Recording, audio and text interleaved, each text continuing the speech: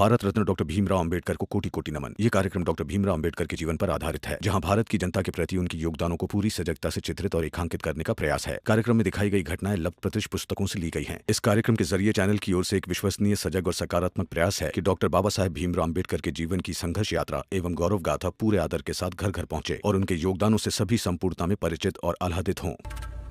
ये अंगूठी, ये कड़ा, ये सब मैंने दिया है तुझे। चल वापस कर मुझे। बहुत हो गया तुम्हारा नाटक। चलो चलो दो।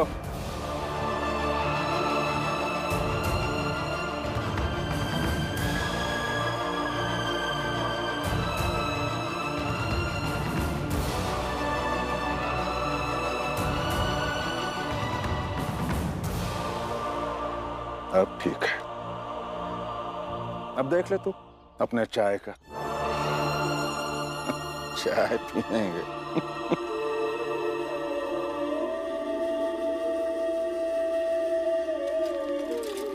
भैया भैया, आपसे कुछ पैसे उधार चाहिए थे चाय खरीदने के लिए। अरे धर्म समाज और अपने लोगों के साथ गद्दारी की है, तुम्हें उधारी थोड़ी मिलेगी। हटो।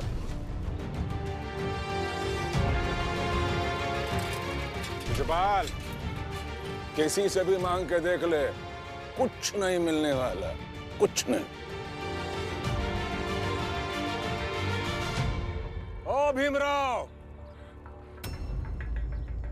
इधर आओ ना, सही समय पे आए।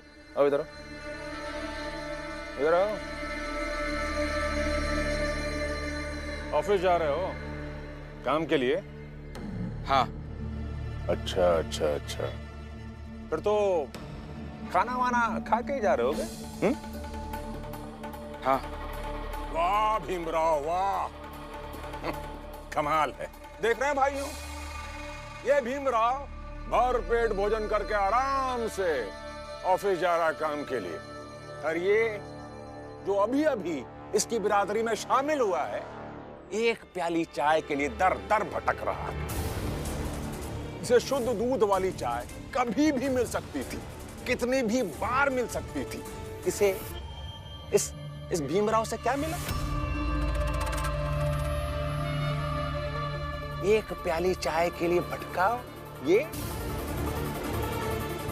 और देखो इसको, इसे कुछ फर्क नहीं पड़ रहा है। भाड़ में जाए शिशुपाल, आराम से भोजन करके जा रहा है दफ्तर काम के लिए। देख लो शिशुपाल, अरे भीमराव के साथ जाकर तुम्हें क्या मिला जिसे ये नहीं फर्क पड़ता कि तुमने चाय भी पी है या नहीं। और वो तो सब कुछ देख कर गया था और तुम उसका गुणगान कर रहे हो। अरे भीमराव, मेरी नजर में ना तुम सबसे बड़े विश्वासघाती हो।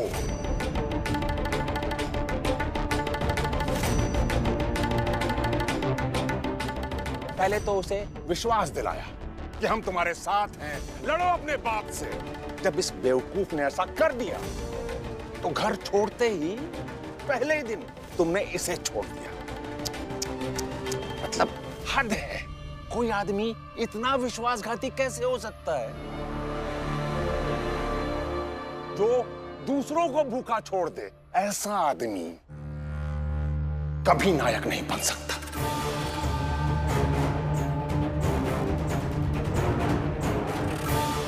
मेरे नजर में तुम्हारे जैसा आदमी कभी किसी की प्रेरणा नहीं बन सकता।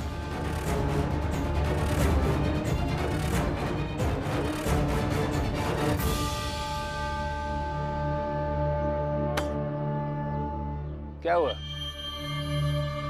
ऐसे क्या देख रहे हो मुझे? हा? गलत कह रहा हूं मैं? आदर्श की बड़ी बड़ी बातें करना और आदर्श का पालन करना, इन दोनों में बड़ा फर्क होता है। अरे शर्म आ रही है मुझे, शर्म कि तुम्हारे जैसा बनने के लिए, तुम्हारे जैसी सोच की तरफ बढ़ने के लिए ये अपने बाप का विरोधी बन गया। अरे अब भी समझ जा, देख देख अपनी हालत।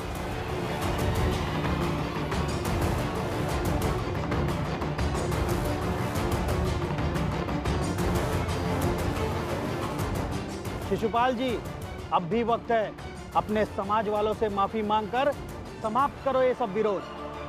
अगर आपको अपनी पत्नी के साथ रहना है तो मिलकर बात करेंगे ना हम लोग, और ऐसी व्यवस्था बनाएंगे जिससे आप अपनी पत्नी के साथ रह सको। क्यों भाइयों? अरे अगर इतना ही रहना है इसे अपनी पत्नी के साथ तो लेके जाए ना उसे बंबई से कहीं दूर, ना सामने दिखेगा ना मेरा खून खोलेगा।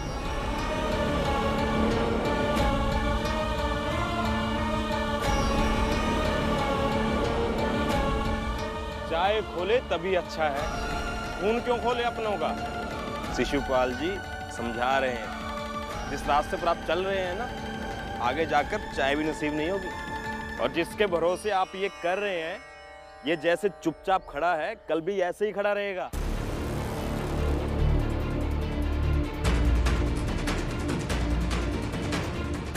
देख लो।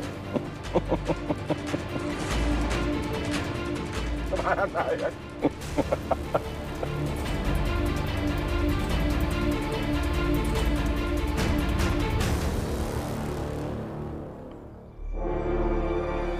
शिशुपाल जी, इसमें थोड़ा खाना और चाय है, आपके लिए और श्यामला के लिए। लीजिए।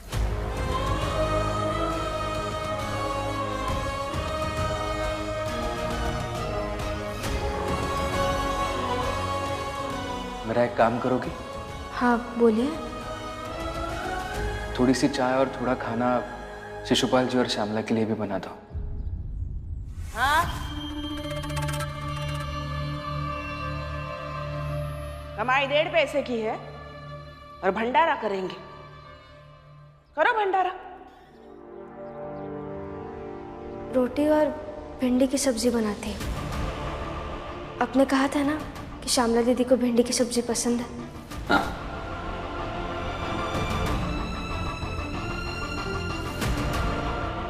अपनी पत्नी को तमीज सिखाओ जरा। मैं कुछ कह रही थी और अनसुना करके चली गई वो। उसका चुप रहना ही तमीज थी। लीजिए। लेकिन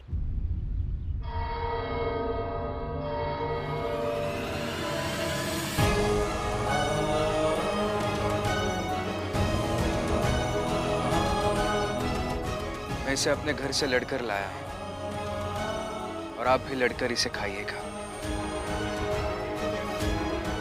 अब मैं चलता हूं, ऑफिस जाना है। ऑफिस से लौटूंगा तब मिलूंगा। साहेब मेरे भीमराव, साहेब मेरे भीमराव।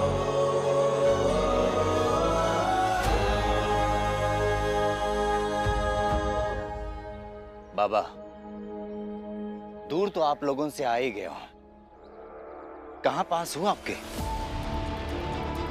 मैं तो उतना दूर हो गया हूं आपसे जितना भीम जैसे लोग हैं। और संसार में कहीं भी चला जाऊं, लेकिन इससे कम ही दूर होऊंगा।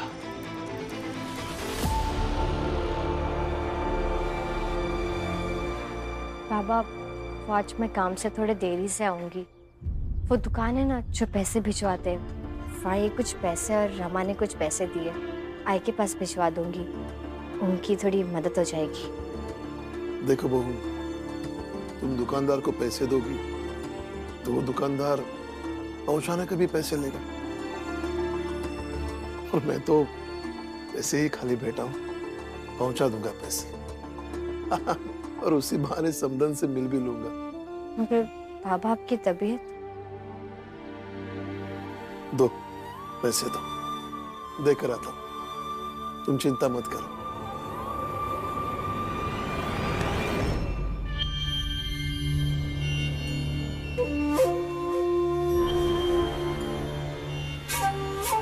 इस घर में ऐसा नहीं होगा।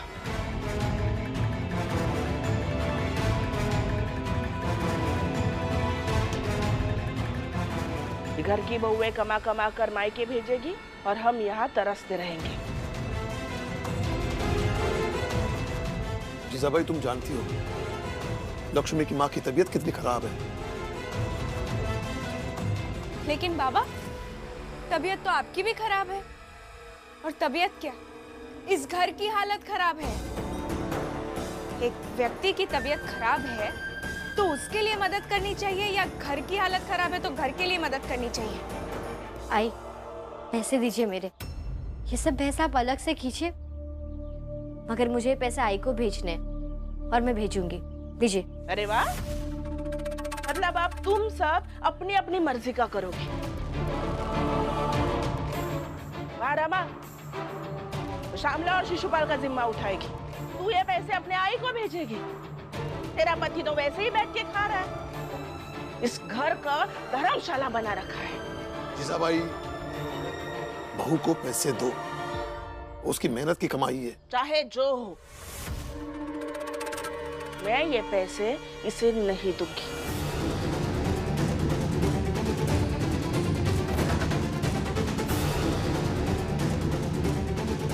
आई, पैसे दीजिए ना। क्या करेगी अब तू?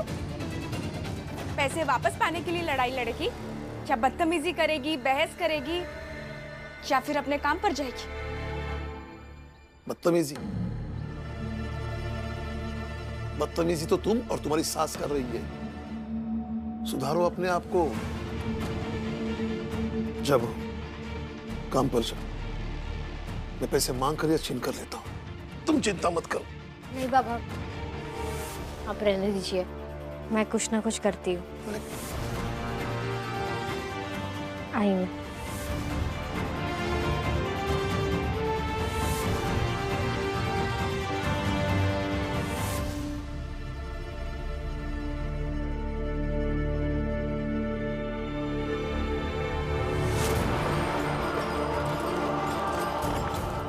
दूर तो आप लोगों से आ ही गया हूं, कहां पास हूं आपके? मैं तो उतना दूर हो गया हूं आपसे जितना भीम जैसे लोग हैं। ये बात अब समझ आई शिशुपाल जी आपको, यही तो बड़ी समस्या है। क्या समस्या है भीमराव?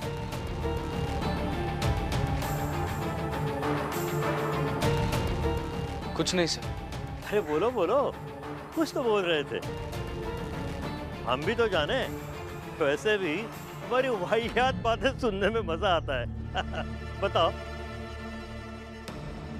सर मैं ये कह रहा था कि अभी रास्ते में मुझे शिशुपाल जी मिले थे और वो अपने बाबा से ये कह रहे थे कि वो उनसे बहुत दूर आ गए हैं क्योंकि अब वो हमारे साथ खड़े हैं और ये दूरी संसार में सबसे बड़ी दूरी है। बस मुझे ऐसा लगता है कि जब शिशुपाल जी अपने बाबा के साथ थे तब अगर उन्हें समझ आता तो कितना अच्छा हो जाता। हमारे साथ रहने से उन्हें दूरी लग रही है।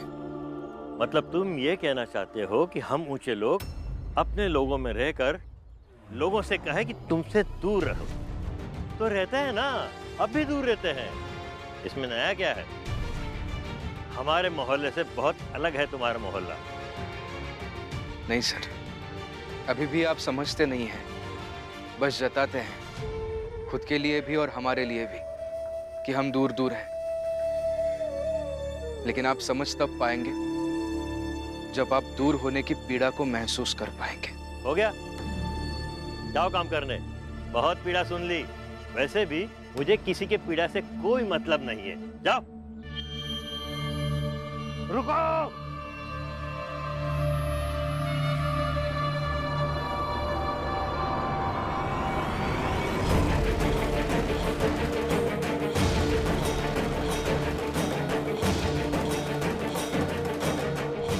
कहा था ना सुबह तुमको कि ये कपड़ा लोहा करवा के लाना, सुना नहीं था तुमने?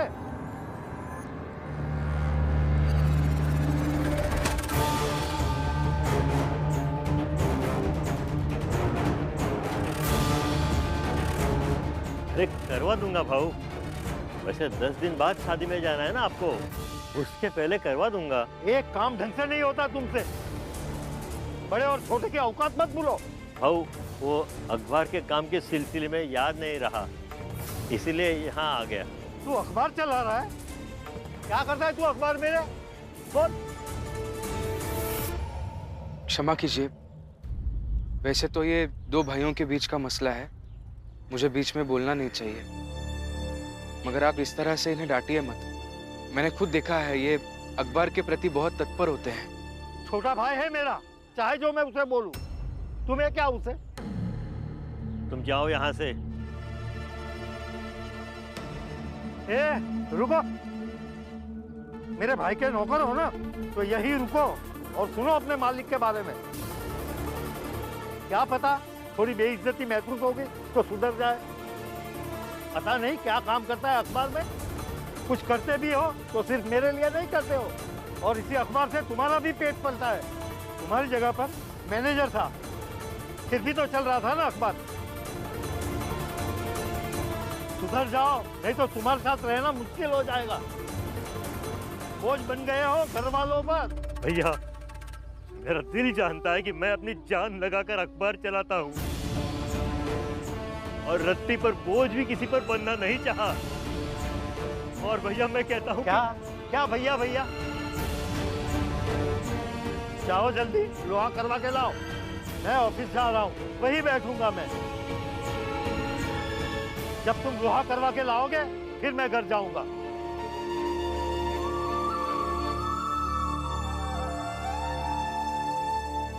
और तुम नौकर हो ना, नौकर की तरह रहो, मालिक मत बनो।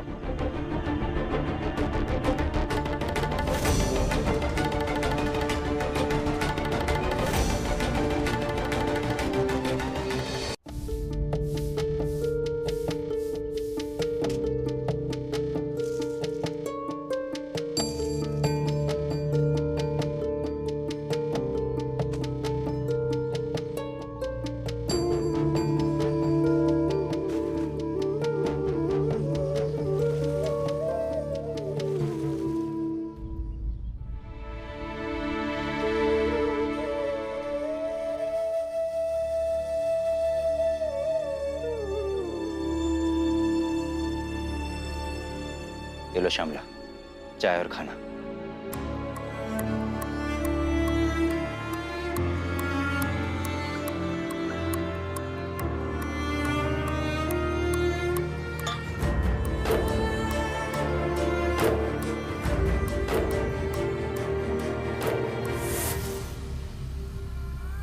आप अपनी सोने की चेन बेचकर ये चाय लाए क्या?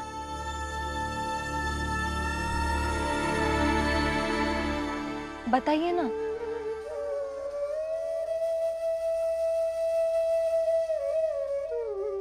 नहीं श्यामला, मेरी सोने की चेन और अंगूठी इतनी सस्ती निकली कि 2 कप चाय नहीं मिल पाई। मतलब मैं कुछ समझी नहीं। वो क्या है ना श्यामला, मेरा जो छोटा भाई है ना महिपाल, वो मुझसे अक्सर कहता था कि भीम कॉलेज में भाषण देता है कि अपनी योग्यता से कुछ पाए तो वो स्थायी होता है। उस समय लगता था कि वो भीम सब बकवास बातें करता है। लगता था कि उसके बाप से उसे कुछ मिला नहीं है, इसलिए चिढ़कर ईर्ष्या से ये सब कहता होगा। मगर आज जब सबके सामने मेरी चैन अंगूठी सब उतार ली गई और औकात इतनी बन गई कि 2 कप चाय नहीं खरीद पाया, तो समझ आया कि भीम सही कहता है। आज अगर मैंने ये सब अपनी योग्यता से पाया होता ना, तो किसी की हिम्मत नहीं होती मेरे साथ ऐसा बर्ताव करने की।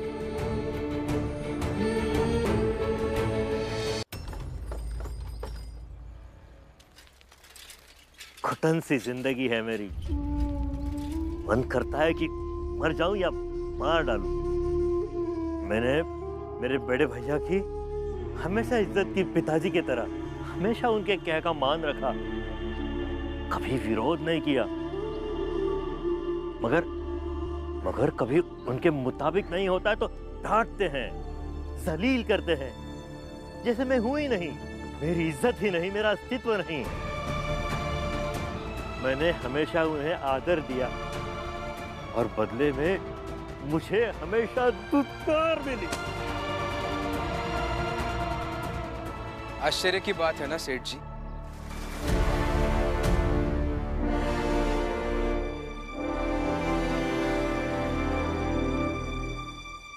आश्चर्य की बात है ना कि अभी जो भाव आप झेल रहे हैं, हम लोग सदियों से उस भाव को झेलते आए हैं।